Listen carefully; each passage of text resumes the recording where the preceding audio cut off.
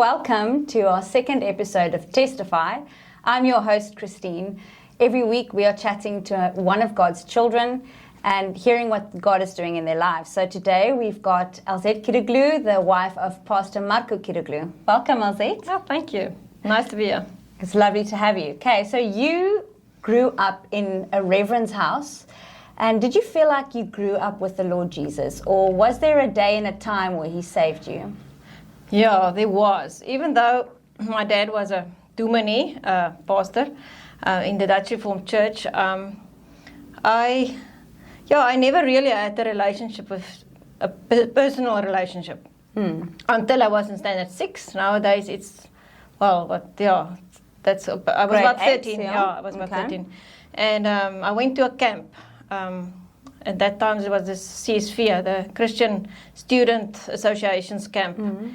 And it was amazing. I heard the story of the prodigal son, and through that story I just became aware of my sin and that I really need Jesus. And I just committed my life to the Lord, and he just changed it. It's amazing. I mean, before that, I was going through life, but then things just spiritually became alive in my life. So from then I just wanted to read the Bible, and I wanted to tell everyone they must now get saved. And did you do that? Yeah, I tried to. Sometimes it's like too much, I think. Not really Bible bashing people, but I was very excited about it. Yeah, which I wish sometimes can stay like that more, because I sometimes feel like you lose your fire in a way after a few years. You kind of have to ignite it again. It's like, I often say, it's like when you fall in love, there's the honeymoon phase. You're very in love and then you settle in your relationship.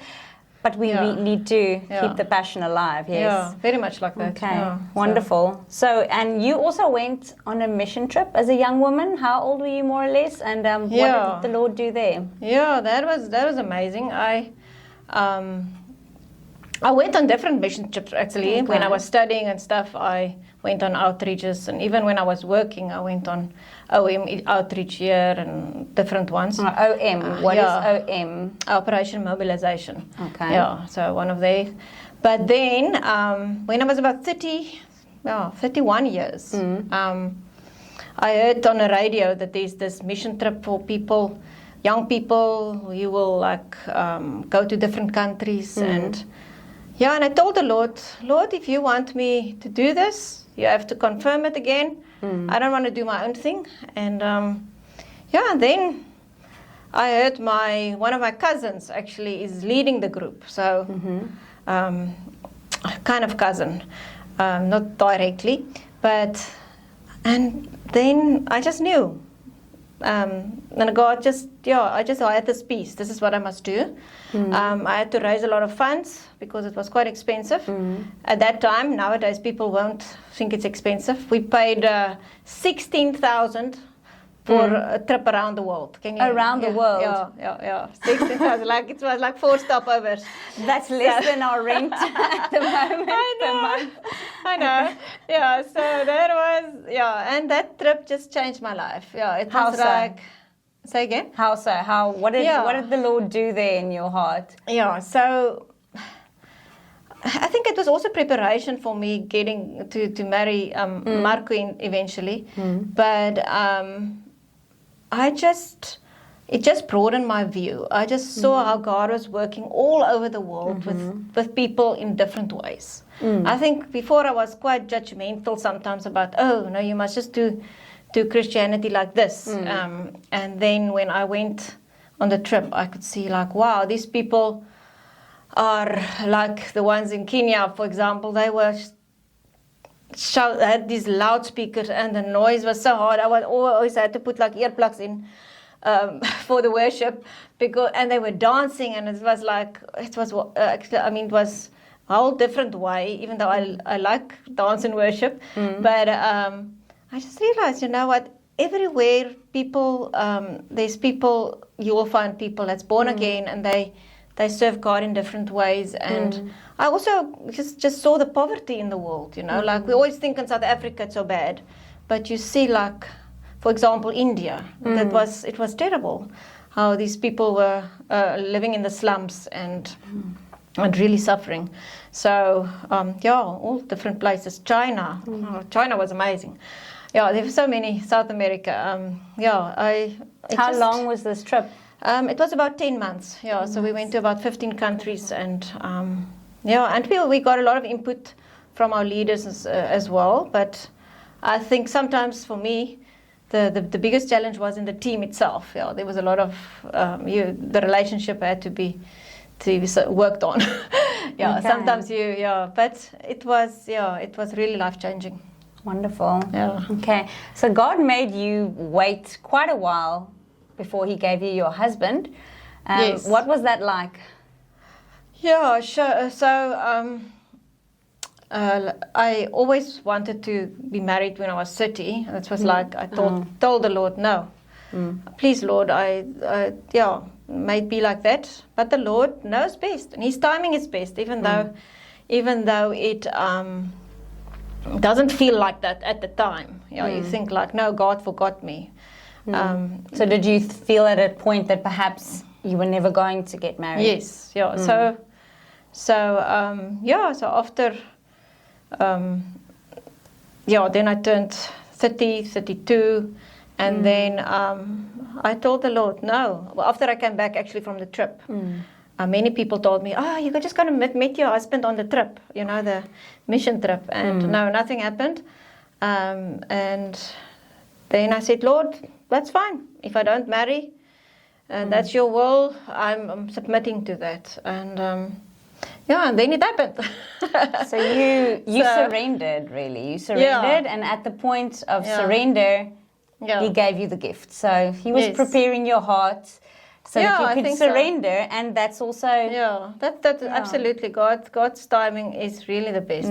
Many times He's very last minute, but His timing is perfect. It's in the time up to that last minute that He really does His best work in us. Many times. So I want to jump ahead. You met Marco, and you got married in South Africa, and he moved from Turkey to South Africa, and you two were missionaries in South Africa, moving from town to town, really. Yeah. So now what I want to know is, what can you tell us about the role of the missionary wife? Sure. How you experienced it. Yeah, look, I used to work as an occupational therapist at different places. So now suddenly I'm married, and it was you have to kind of redefine yourself once you get married. I think it's for everybody getting married like that. So I didn't really feel, I don't know how other people feel, but I just felt like, well, this is what God's doing, even though I told the Lord I never want to marry a pastor or a that's weird. No, you must never tell God something like that. Because my dad was in ministry, and I always saw that it's not the easy road. Many people have these high expectations of you, and which I don't think is fair. But and I didn't want that for myself. But then I got married to Marco, and it was. It felt a bit different because he wasn't like a normal pastor in the normal sense of the word. Not in the South African sense. No. So for me it was, it took time to just adjust to being married firstly, and then to find out what's my new purpose, a new role as a missionary's wife or a theologian's wife, because Marco was also that. And at the moment I'm a pastor's wife, so so it's it's still a journey. I think for me it's been a privilege because of having a godly husband who's really serving the Lord. And I think you just have to in some ways we had to kind of trust the Lord more, I guess, but than people who just have a normal income and all of that. So, but I can just say, for me, it wasn't hard to give up my money, because God was rewarding me in so many other ways. So, yeah. And he taught you how to surrender. And I feel like that's a theme in your life already. He's still teaching me. He's still teaching it. And that's really something that a missionary wife has to do. They have to surrender to God's plan, and they have to follow their husband. Which is expected of all wives, but I think particularly when you're committing your life to the mission field. So I want to jump ahead to your second child. So you've got 3 children. But your second child, Hannah, what was happening there when she was born, and where was God in all of that? So let me just backtrack a little bit. Okay. So I married this foreigner, which I never thought I will. And before marrying him, I worked at the school for special needs kids. And I never, until afterwards, realized how God was preparing me for Hannah, because there was many kids with Down syndrome there. So the interesting thing was not interesting, it's actually an amazing thing, when I was expecting Hannah, I never wanted to know if she had Down syndrome or not. I didn't do I think it's a 12 weeks test or something like that. I didn't want to do that. I did the detailed scan, and there was nothing. But deep down I knew that there is a chance that she might, because I was an older mom. I got married when we were 33 and then had Eliza, and then I was 37 when Hannah was born. So a little bit older, but so before, when I was still pregnant with her, I had a very special baby shower, and one of the ladies there gave me this message. It was interesting. She had kind of a prophetic message for me. And she told me, that Hannah's going to be different from Eliza, my oldest, and that she was seeing 2 roads. And Eliza was on the one road, and Hannah on the other road. They go both going to the same place, but with different roads. And that God was walking with her. She saw that God was holding Hannah's hand, and we were watching it, and she was just saying, God will lead you with this. By that time, I didn't know she will have Down syndrome. That God will lead us as parents with our child, and He will look after her. And she stressed that He loves her so very much, and that was so special. I many times I need to be reminded of it again. And then when she was born, it was a big adjustment. We had to grieve because it was a shock. We had dreams for her which we had to change, but now we have new dreams. So I think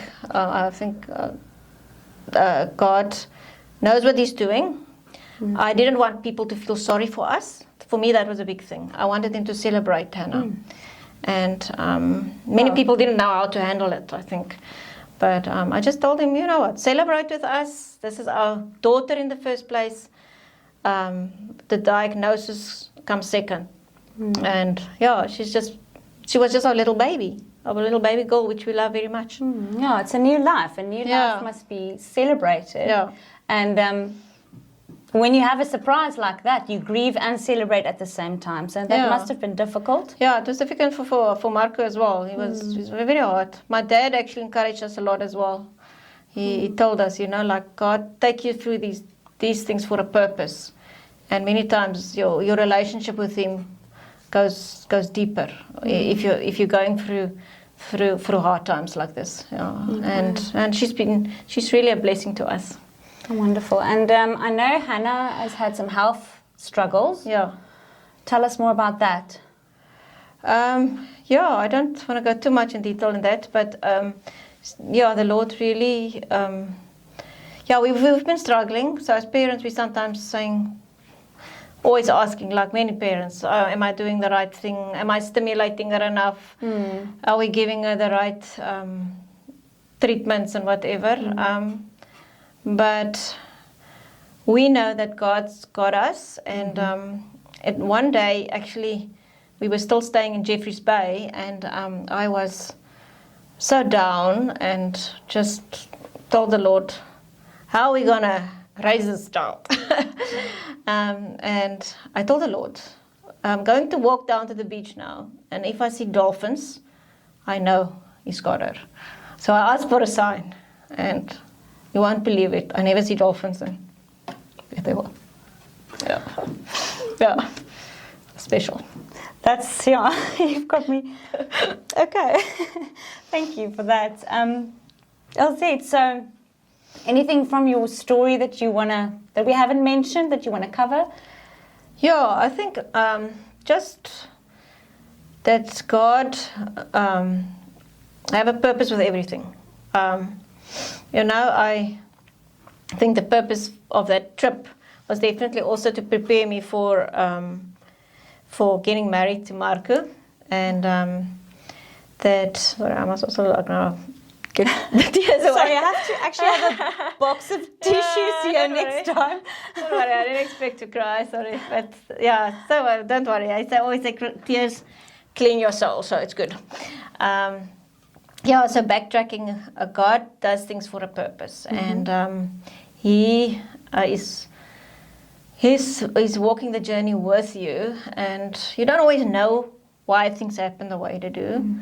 But God sees the big picture, and many times, only later, sometimes never, but only later you look back and see, wow, that's why this happened, that's why that happened. And so I can really see the Lord's hand, and also, just putting us together. He put us together in such a wonderful way, me and my husband, that I'm just always amazed when I look at our story, how he gave me this Turkish husband, which is, I never imagined. I always thought I'll marry a farmer or just a South African, but God knows what we need, and He knew I need him.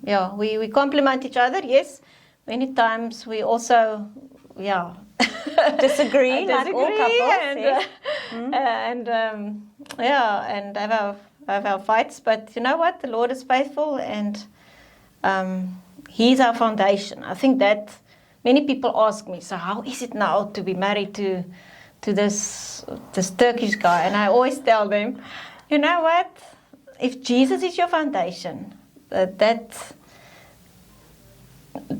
is the thing that is wonderful, and then you can build on everything else. You can make work, but Jesus have to be your foundation. If you built your house on the rock, that and marriage is always work. You have to work on it, and kids. So I'm really blessed in the way that we have the three children. They all complement us, and they get the best and the worst out of us.